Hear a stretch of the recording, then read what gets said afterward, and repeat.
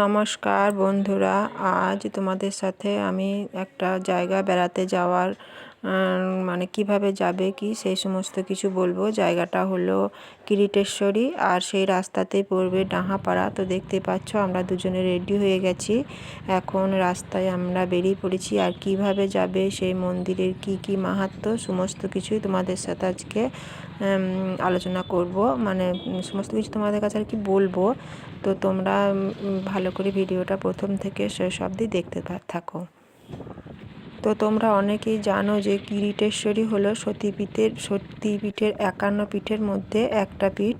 তো 51 পীঠের ইতিহাস তো তোমরা সকলেই জানো যে সতী দেহত্যাগের পর দক্ষরাজের কন্যা সেই সতী দেহত্যাগের পর দেহ যে 51টা জায়গায় পড়েছিল, সেইগুলো এক একটা পীঠস্থান তৈরি হয়ে গেছে। তো এটা আমাদের মুর্শিদাবাদ জেলায় অবস্থিত কিরিটেশ্বরী নামক জায়গাতে আর অবস্থিত। এখানে মায়ের কিরিট অর্থাৎ কপাল, মুকুট সমেত কপাল পড়েছিল। তো এই জায়গাটা দেখতে যাওয়ার জন্য আজ আমরা বেরিয়ে পড়েছি। আর এই জায়গাটা আসার জন্য তোমরা যদি বাসে আসো তো সরাসরি বহরমপুর থেকে তোমরা যেতে পারবে লালবাগমুখী যে কোনো অটো কিংবা টোটো ধরে সদরঘাটে নামবো। লালবাগ সদরঘাটে নামবো বললেই তোমাদেরকে দেবে। তো দেখতেই পেলে ওটা লালবাগ সদরঘাট। আমরা যেহেতু বহরমপুরেই থাকি ওই জন্য আমরা বাইকে চলে এসেছি। তো এই লালবাগ সদরঘাট বাস স্ট্যান্ড থেকে ভাড়া পড়বে মোটামুটি 25 টাকা মতো। তো সেই ঘাটে এসে তোমরা এখানে নৌকো ধরবে, আর নৌকোতে মাথা পিছু 5 টাকা, আর বাইক থাকলে সেখানে 10 টাকা। তো নৌকো পেরিয়ে এখান থেকে তোমার মোটামুটি ওই পার থেকে মোটামুটি তোমার 3 কিলোমিটার মতন গেলেই পড়বে ডাহাপাড়া। আর ডাহাপাড়া থেকে আরও মানে 3-4 কিলোমিটারের মধ্যেই পড়বে কিরিটেশ্বরী। তো যখন যাচ্ছি তখন দুটোই দেখব আর তোমাদের সাথে সমস্তটাই শেয়ার করব। এটা গেল বাসের কথা। আর যারা কলকাতা থেকে আসতে পারবে তারা সরাসরি আজিমগঞ্জ যে গামী ট্রেন, হাওড়া থেকে আজিমগঞ্জের ট্রেনে চাপবে। কিন্তু কি বলতো, আজিমগঞ্জের ট্রেন যদি তোমরা ধরো তাহলে এমনি সব ট্রেন কিন্তু ডাহাপাড়া স্টেশনে নামে না। সেক্ষেত্রে তোমাদেরকে কাটোয়াতে নেমে কাটোয়া লোকাল ধরলে, কাটোয়া আজিমগঞ্জ ধরলে সেখানে তোমাদের ডাহাপাড়া স্টেশনে নামিয়ে দেবে। আর ডাহাপাড়া স্টেশন থেকে কিরিটেশ্বরী যেতে মোটামুটি 20 টাকা মতো ভাড়া দিলেও হয়ে যাবে। আর ডাহাপাড়া যদি আসতে চাও ওখানে থেকে তো মোটামুটি 10 টাকার মধ্যেই চলে আসতে পারবে, কাছেই ডাহাপাড়া স্টেশন থেকে। তো আগে কিরিটেশ্বরীটাই দেখি, কারণ আমরা কিরিটেশ্বরী সম্পর্কে অনেক কিছুই শুনেছি। 2020 সালে পশ্চিমবঙ্গ সরকার এটা একটা আলাদা তীর্থক্ষেত্রে তকমা দিয়েছে। যদিও এটা অতটা উন্নত করতে এখনও পারেনি, কিন্তু এটা সরকারি পুরস্কারপ্রাপ্ত এবং সতীপীঠের 51 পীঠের মধ্যে একটা তীর্থক্ষেত্র। তো কিছু তো মাহাত্ম্য আছেই, ওই জন্য এতটা নাম। কেননা এখানের মা খুব জাগ্রত, আর মায়ের 51 পীঠের একটা পীঠ হওয়ায় এখানে ভক্তদের প্রচুর সমাগম হয়। তো আমরা চলে যাচ্ছি, দেখতেই পাচ্ছ নদী পেরিয়ে আমাদের এই দিকের বহরমপুর থেকে এই রাস্তায় যাচ্ছি। আর তোমরা যদি কলকাতার থেকে ওই দিকে আসো তাহলে ওই দিক থেকে মানে কলকাতা হাওড়া আজিমগঞ্জ ট্রেন ধরে বলেই তো দিলাম, ওরকম করে তোমরা যেতে পারবে। আসাটা খুবই সহজ এবং সকালের দিকে এসে তোমরা বিকালের মধ্যে ঘুরে যেতেও পারবে। সকালে 10টার আগে যদি পৌঁছাতে পারো তাহলে সব জায়গাতেই তোমাদের খাবার মধ্যাহ্ন ভোজনের ব্যবস্থা আছে। স্বল্প পয়সার বিনিময়ে কুপন সংগ্রহ করে রাখতে পারবে। তারপর তোমরা ঘুরে এসে পুজো দিতে পারবো, মনে করলেও পুজো দিয়ে এসেও তোমরা সব জায়গাতেই খাওয়া দাওয়া করতে পারবে।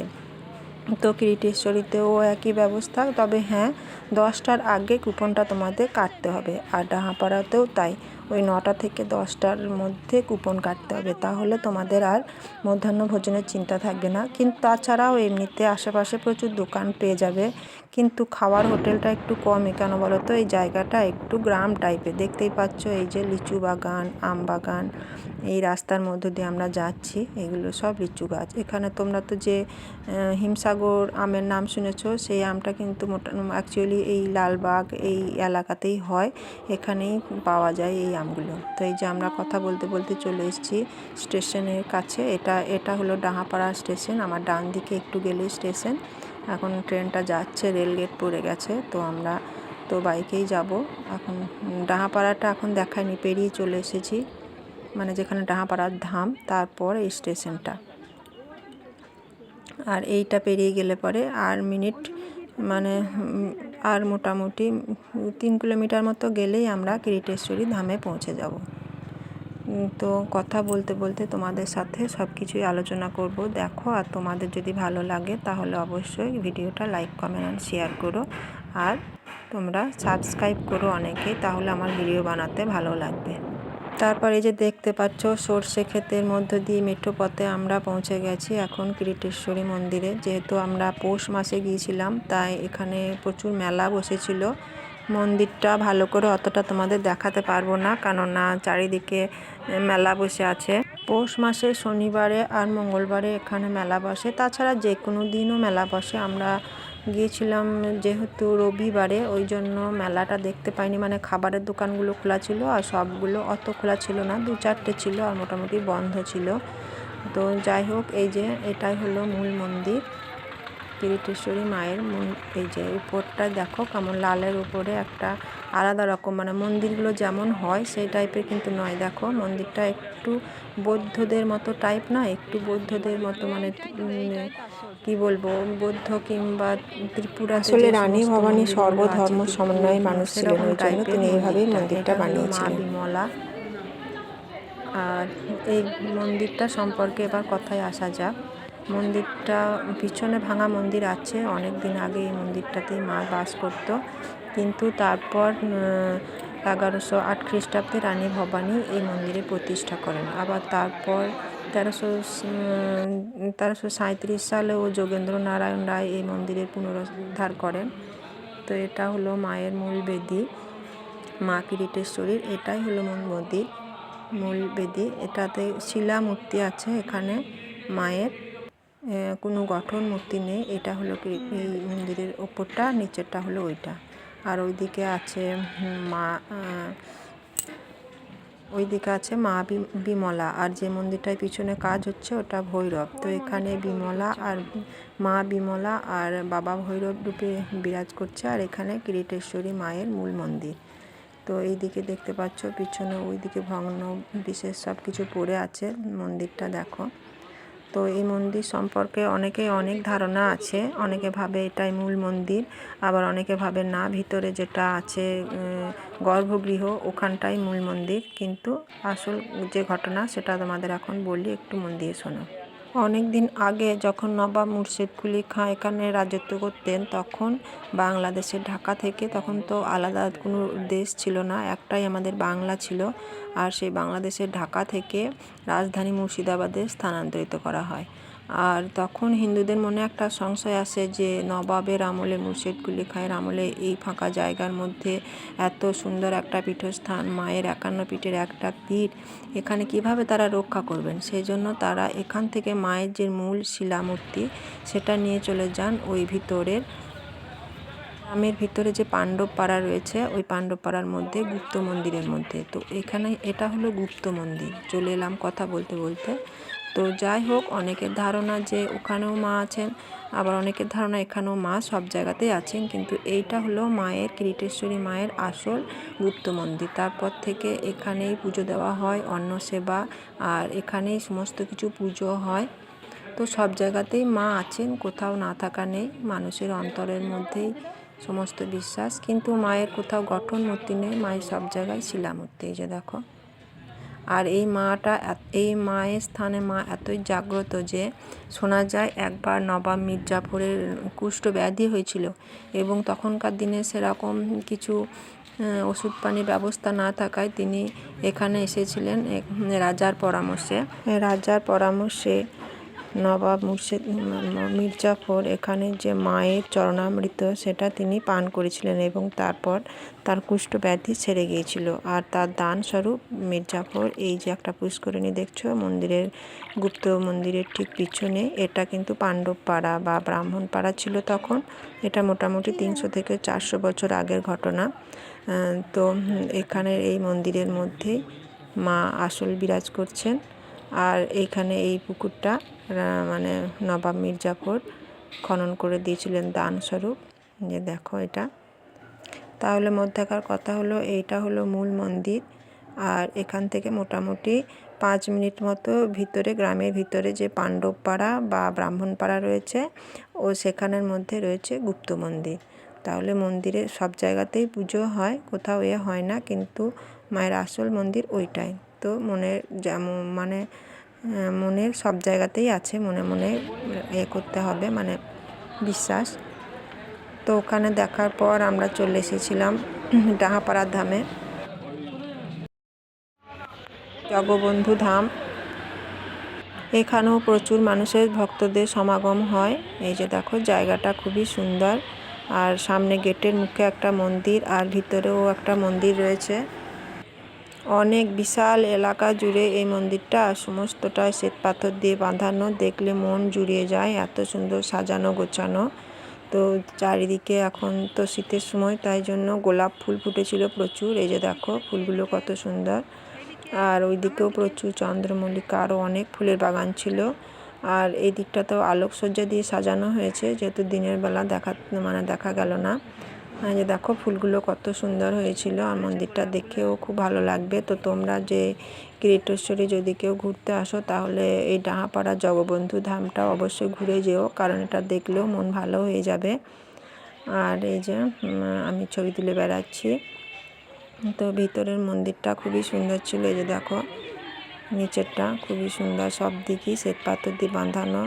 এই আটচালটার মধ্যে ওই ভিতর দিকে রয়েছে মন্দির। তো মন্দিরে সেরকম কিছু ঠাকুর দেবতার ছিল না, শুধু একটা ওই পিকচারের মধ্যেই জগবন্ধুরই শুধুমাত্র সমস্ত কিছু ছিল। তো যাই হোক, দেখতে খুবই ভালো লেগেছিলো। আমি এখন তোমাদেরকে মন্দির চত্বরটা চারি সাইড ঘুরে দেখাই। আর বলে রাখি যে এখানে তোমরা যদি সকালে, দেখো উপরটা কত সুন্দর দেখতে, সকাল, এটা হলো মূল মন্দিরের ভিতরের অংশ। তো এখানে একটা জগবন্ধুর পিকচার রয়েছে। তো যাই হোক, এই মন্দিরেও তোমরা যদি গ্রীষ্মকালে মোটামুটি 9টা আর শীতের দিনে 10টা সময়ের মধ্যে যদি পৌঁছাতে পারো, স্বল্প পয়সায় টিকিট কেটে তোমরা এখানে মধ্যাহ্ন ভোজনও করতে পারবে। আর সব জায়গাতেই মধ্যাহ্ন ভোজনের ব্যবস্থা রয়েছে, কিন্তু ওই সময়ে এসে আগের থেকে কুপনটা কাটতে হবে। তো এই যে দেখলে বাঁ দিকে, ওখানেও খাওয়া দাওয়া রান্নার ব্যবস্থা, ওইখানে ওই দিকটা, এই যে বাঁ দিকে নীল মতো জায়গার ভিতরে খাওয়া দাওয়ার ব্যবস্থা রয়েছে। আর এটা হলো মন্দিরের পিছনের দিক। তো চারি সাইডটাও খুব সুন্দর লাগছিল দেখতে। তো তোমাদের একবার চারিদিকটা ঘুরিয়ে দেখাচ্ছি। তো তোমাদের যাদের ইচ্ছা আছে মনের মধ্যে যে এরকম 51 পীঠের একটা পীঠ, সতীপীঠ, এটা দেখে যাব, তো তোমরা একদিনের জন্য এটা অবশ্যই দেখে যেতে পারো, খুবই ভালো লাগবে। আর যেহেতু এখানে মায়ের মহিমা, মানে মায়ের একটা সতীপীঠের 51 পীঠ, সেই জন্য আরও বেশি এই জায়গাটা ভক্তদের সমাগম হয়। আর সেই সাথে এই ডাহাপাড়ার ধামের মধ্যেও অনেক লোকের ভক্তদের সমাগম হয়। তো তোমরা ইচ্ছা করলে একদিন চলে আসতেই পারো। তো এইদিকেও প্রচুর গোলাপ গাছ রয়েছে। এই যে দেখো, বিশাল উঁচু আর খুব সুন্দর মন্দিরটা, চারিদিক একদম সুন্দর করে সাজানো গোছানো, খুবই ভালো লেগেছিল দেখতে। তো মুর্শিদাবাদে অনেক জায়গায় রয়েছে ঘোরার, তো তার মধ্যে এটাও একটা। আমার মনে হচ্ছে তোমাদের এটা ভালো লাগবে দেখতে এসে।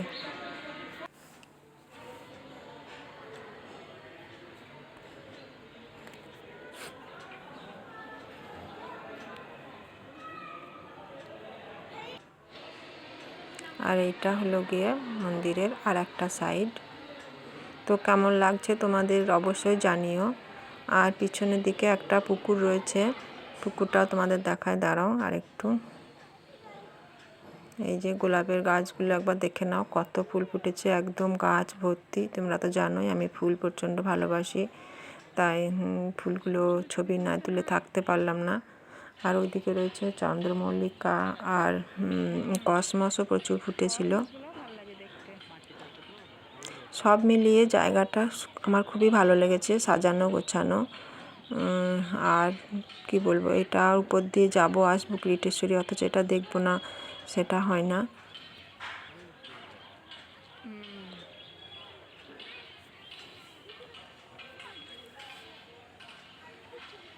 ওই যে ওগুলো দেখো কসমস।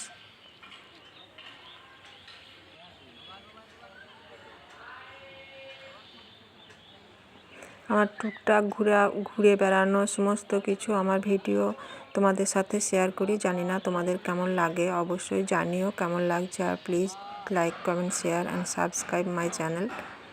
তোমরা যদি করো তাহলে খুবই ভালো লাগবে। কথা বলতে বলতে দেখিয়ে দিলাম এই যে সামনে একটা মন্দির আর গেটের দিকেও একটা মন্দির, একদম সামনাসামনি দুটো মন্দিরই দেখতে খুবই ভালো লাগে। আর এই যে এটা হলো গিয়ে ডান দিকে রয়েছে একটা পুকুর। এই পুকুরটাতে প্রচুর মাছ থাকে। আমি আগে আর একবার এসেছিলাম, তখন দেখেছিলাম, কিন্তু এখন আর অতটা মানে শীতের দিন বলে হয়তো অতটা দেখতে পাচ্ছি না। তো এই যে মন্দিরের এটা ঢোকার মূল গেটে আর ওটা পিছনে। তো এখন আমাদের বাড়ি ফেরার পালা। এখন আসি, নমস্কার।